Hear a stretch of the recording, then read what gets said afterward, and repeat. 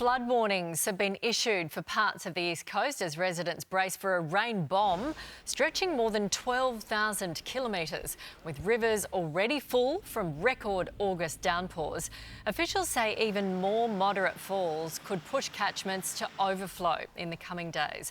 For more, 7 News meteorologist Tony Auden joins us. Good morning. Tony, we have more rain on the way for New South Wales and also Queensland. How much and where? Good morning, Nat. Well, yes, what is normally the driest time of the year, do not be packing that brolly away just yet. We have a fair bit more rain on the way. Overnight, a little bit of patchy stuff pretty much from southern Queensland all the way down towards Sydney. 20 millimetres in the gauge for the past day. That takes Sydney into the top 5 all-time wettest August. We get about another 100 millimetres or so. That could challenge the all-time record for August. So very, very wet around Sydney. Moving forward, that rain is expected to pick up steam later today, then scrunch towards the coast as the trough moves through. As we see these yellow shades here, there's a slight increase of chance of some flash flooding tomorrow, those heaviest falls, before thankfully it clears off the coast on Friday, and it should be mostly dry on the weekend. Don't go cancelling those plans.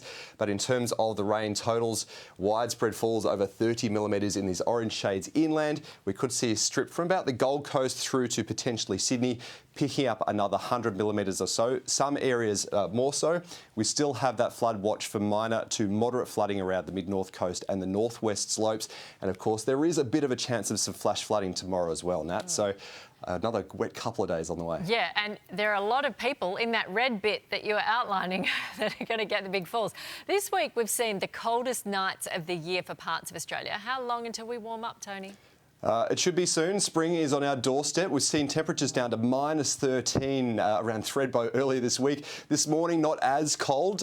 We saw Perisher down around -6. This blue area here showing the cold air right across southeastern Australia. Moving forward, tomorrow's frost risk contracts a little bit, but still a bit of ice on the ground for Victoria, Tasmania, maybe even just up into Queensland. Now, looking ahead, the first warm day for the east coast looks to be next Wednesday. Maybe you could go for a dip, maybe not yet. Brisbane probably tracking about 27 degrees, Sydney 24. That's next Wednesday, 7 days to go, Nat, and we'll start to feel a little bit of spring. OK, so, yeah, spring starts in just over a week. What's spring looking like? Well, on top of starting to warm up, we are still looking at that very wet signal. Now, here is the map released by the Bureau for the next 3 months, September, October, November. Lots of blue right across eastern Australia, I know. So keep that brolly handy. We're expecting more rain. That will feed into what's likely to be an active storm season. Of course, a little bit dry in the west.